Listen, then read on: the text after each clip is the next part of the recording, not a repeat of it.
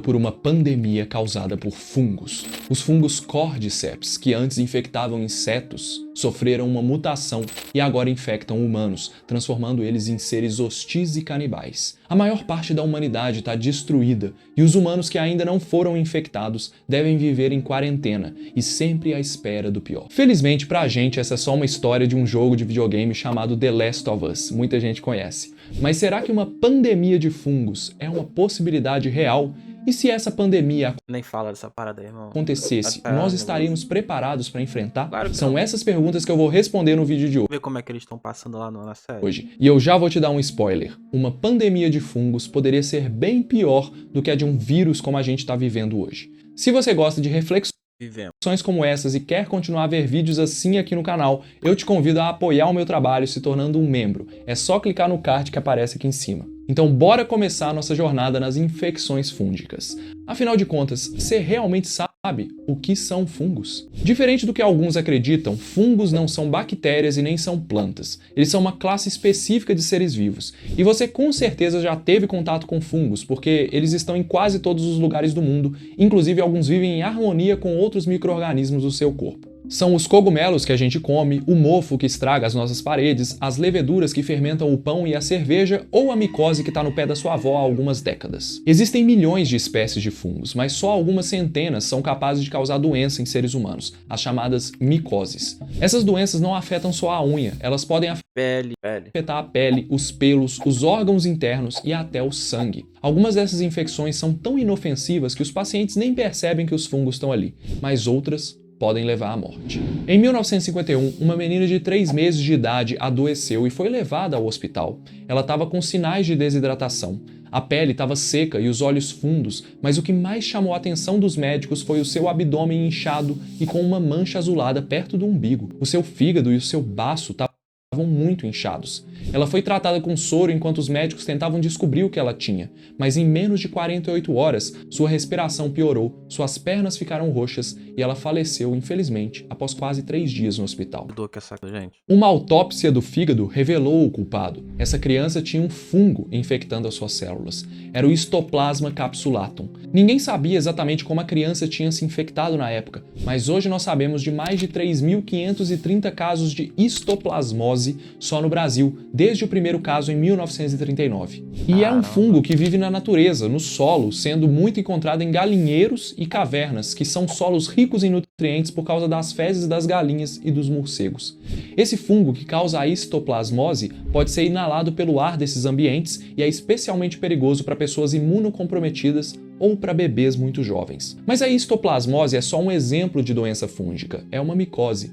As doenças fúngicas causam a morte de 1,5 milhão de pessoas todos os anos. Gente, eu não sabia disso aí não. 1,5 milhão de pessoas morrer por causa de um fungo?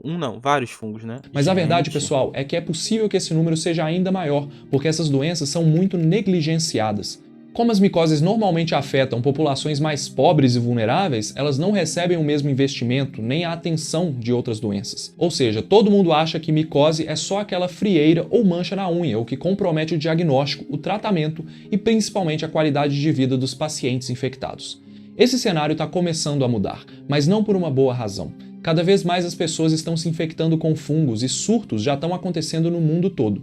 Um outro fungo que preocupa é a Candida auris, que se dissemina principalmente em ambientes hospitalares e está no radar das autoridades do mundo todo, galera. Entre 2013 e 2016 foram registrados 63 casos de infecções por Candida auris nos Estados Unidos, enquanto que em 2020 esse número subiu para mais de 700. Meu Deus do céu, eu não tinha noção desses dados, gente. E o Brasil não ficou de fora. No começo, assim, que absurdo, né? Incrível. De 2022, 2 pacientes foram infectados pela Candida auris em um hospital de Pernambuco. E você pode até pensar, Lucas, mas são só 2 pessoas, é muito pouco. Mas é aí que você se engana. A Candida auris é uma ameaça séria à saúde pública, porque ela é um fungo muito resistente em vários sentidos. Ela é resistente a vários produtos de limpeza, o que dificulta a eliminação do fungo e favorece o seu espalhamento. E para algumas cepas desse fungo, não existe nenhum tratamento disponível. Ou seja, não tem remédio. É isso mesmo. Se o próprio corpo do paciente não conseguir combater sozinho a infecção, só resta um milagre. E se um fungo como a Candida auris se espalhasse rapidamente? Será que nós estamos preparados para lidar com uma possível pandemia fúngica? Quais Não, pô. Se não tem tratamento, seriam os passos que a gente teria que fazer? Certamente, se isso acontecesse, assim como foi na pandemia de Covid, quando estranhos casos de pneumonia começaram lá na China, a primeira providência seria identificar quem é a causa da doença. Quanto mais rápido o agente causador for identificado, maiores são as chances de controlar a epidemia. Mas o diagnóstico de fungos é extremamente complicado. Se logo depois da infecção as pessoas se tornassem zumbis, ficaria fácil saber quem foi infectado. Mas diferente dessa história de videogame, os fungos na vida real podem causar várias doenças diferentes que apresentam uma grande variedade de sinais e sintomas muito mais discretos do que canibalismo. Dependendo do quadro clínico, até mesmo os profissionais de saúde ficam em dúvida e algumas vezes nem cogitam que o causador pode ser um fungo. Isso atrasa o diagnóstico. Mas mesmo se o médico for bem treinado e ficar alerta para a possibilidade das doenças fúngicas, os testes laboratoriais que nós temos hoje são limitados. Eles não são capazes de detectar diversos fungos e são muito demorados. Pode levar várias semanas para identificar um fungo. Além disso, uma pesquisa com 129 laboratórios da América Latina e do Caribe mostrou que só 9% deles preenchiam os requisitos para fazer diagnóstico de fungos. Ou seja, muitos laboratórios, principalmente nos países mais pobres, não têm os equipamentos necessários. Eu já tô até vendo onde é que essa história de pandemia de fungos vai dar. Uma história trágica dessa dificuldade nos diagnósticos aconteceu em 2012 nos Estados Unidos. 749 pessoas que receberam injeções de um remédio para tratar dor crônica desenvolveram meningite e outras infecções pelo corpo, sendo que 61 morreram. Foi só depois de um mês do primeiro caso que eles descobriram um problema. Os frascos do tô remédio assustado. Não sei nem porque eu tô assistindo esse vídeo aqui. estavam Tem mó medo de contaminados negócio de pelo doença. fungo raro Escherichium rostratum. Você- Ou seja, em uma Tadinho, possível pandemia fúngica, identificar o fungo causador e os infectados demoraria bem mais do que alguns dias, como foi com o coronavírus. Mas vamos supor que a pandemia explodiu. Depois de muito esforço, o fungo causador da doença foi identificado. Os laboratórios se reestruturam, tornando possível diagnosticar rapidamente os infectados. Será que então seria possível tratar esses pacientes de forma adequada? Será que existem tratamentos específicos contra fungos?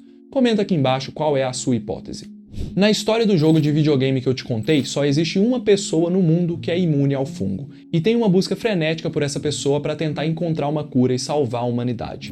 Nesse ponto, felizmente, a gente já está um pouco melhor, já que a gente tem 4 classes de medicamentos antifúngicos disponíveis. E em junho de 2021 foi aprovada mais uma classe nos Estados Unidos, para tratar a candidíase vaginal. Mas como nem tudo são flores, esse remédio foi uma grande novidade, porque antes dele, a última aprovação de antifúngicos aconteceu lá em 2002.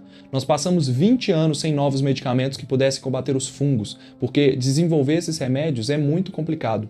O maior problema está nas células dos fungos, que são muito parecidas com as nossas. O que não acontece, por exemplo, nos antibióticos contra as bactérias, que têm estruturas bem diferentes das nossas células. Então, quando você cria um remédio que ataca os fungos, você pode, sem querer, atacar células humanas. O que nos leva a outro problema no tratamento. Os antifúngicos podem ser muito tóxicos para o nosso corpo, principalmente quando o tratamento é longo. Como as estruturas celulares dos fungos são parecidas com as nossas, alguns dos antifúngicos podem atacar vários órgãos do corpo, principalmente os rins e o fígado. E não para por aí. Rapidamente, nós podemos selecionar sem querer fungos com resistência a esses medicamentos. Algumas espécies de fungos têm facilidade em alterar o seu próprio DNA, o que gera mudanças na sua estrutura e impede que o remédio funcione. Então, como nós não temos muitos medicamentos disponíveis, na nossa pandemia imaginária de fungos, a solução seria prevenir a doença.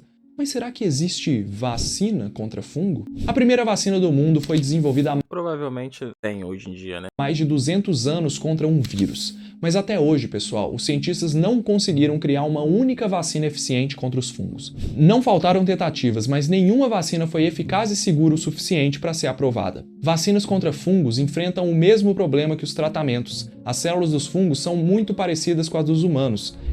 É o que pega, né? O que, tipo, não dá pra você fazer um tratamento certo. Tarefa difícil fazer uma vacina que consiga despertar uma resposta imune exclusivamente contra alguma parte do fungo, sem afetar também as células humanas. Além disso, os fungos mais comuns infectam as pessoas que estão com o sistema imune debilitado, como aquelas que vivem com HIV, que são recém-transplantadas ou que usam remédios que diminuem a resposta imune. É o caso lá do Histoplasma capsulatum que eu citei no início do vídeo.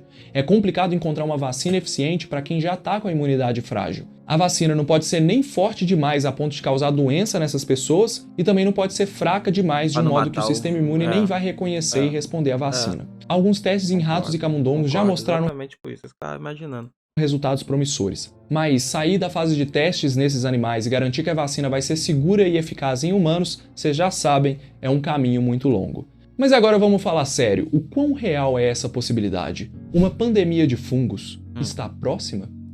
Um vídeo falando sobre qual seria a próxima pandemia seria interessante, né? O que vocês acham? Comenta aqui embaixo. Até hoje nunca houve registro de uma pandemia de fungos. Em geral, os fungos causam infecções mais graves com as pessoas que estão com o sistema imune debilitado, mas algumas infecções mais leves, como o famoso pé de atleta, podem afetar qualquer pessoa.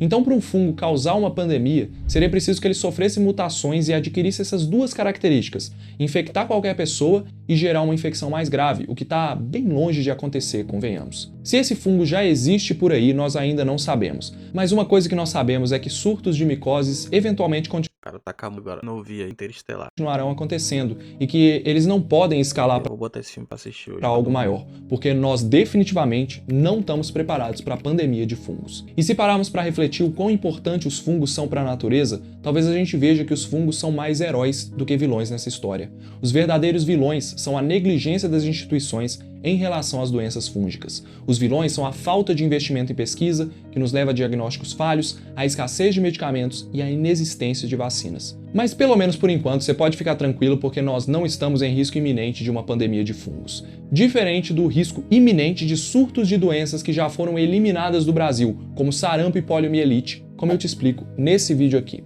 Ou se você preferir, pode assistir esse outro vídeo que o YouTube te recomendou. Um grande abraço e eu te vejo no próximo vídeo. Tchau! Cara, muito bom. Galera, eu tô na meta aí de bater você. Se você acertar aquele like, inscreve, tô fazendo o canal dele. Link vai estar na descrição, card